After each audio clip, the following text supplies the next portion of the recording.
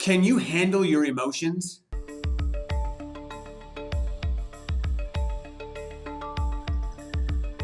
Hey guys, thanks for tuning back in. My name is Robert Mack, and today I'm talking to all the buyers out there, specifically the buyers that seem to have a very high level of emotional uncertainty as they look to buy their next property.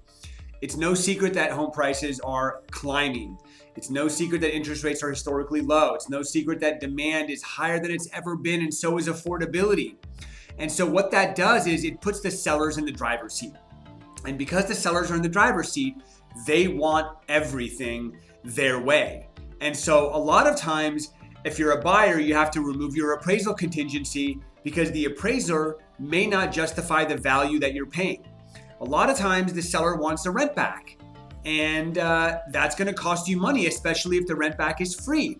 A lot of times you're going to have to bid higher than you want to pay. Many times the sellers are saying, I'm going to sell my home as is. So you have to account for, miscellaneous repairs or maintenance when you move in. So many things are going on in this market that were not in our markets 3, 4, 5, 12 months ago.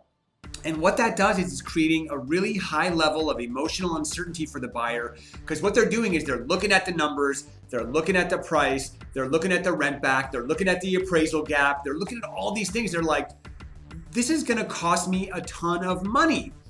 And the reality is, and this is the truth, that most people don't have intimate knowledge of exactly what it's going to take for them to buy their next house. Whether that's how much they're bringing in, whether that's what is their maximum purchase price, whether that is what is my monthly payment. And what we tell our buyers all the time before we even start the home buying process is fall in love with the numbers before you fall in love with the home. Because especially now in today's market where there's so many uncertainties and so many different added costs when buying a house, people freak out. But if you've fallen in love with the numbers and you just look at everything as a math equation, it's not that stressful. So for example, if the seller wants a free rent back for 2 months and you know it's going to cost you $5,000 a month, that's $10,000. So as you're writing up the offer, you want to take all those factors into consideration. If the home is being sold as is, if the seller doesn't want to do a termite inspection or make any repairs, those are all numbers that you kind of look at on the back end and go, okay, based on everything I've got to do, what do I want to offer on this property?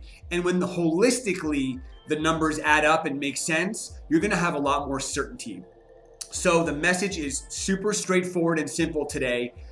If you're a buyer out there, it's very important that you speak with a lender or 2 or 3 and understand exactly and holistically what your financial output is going to be, so that when you fall in love with the house, there's no doubt whether or not you can afford it. It's really just, what do I have to do to win? I hope you guys found value in this message today. If you did, please share this video with somebody that might find value as well. If you saw this on social media, give me some social media love. Whether you're ready to buy now or you want to buy in a year or 2, I'd love to be a resource to you. Please reach out to me if you have any specific questions. I'm an open book. And if you have any video ideas you ever want me to talk about in the future, send those my way as well. Until next time, happy selling.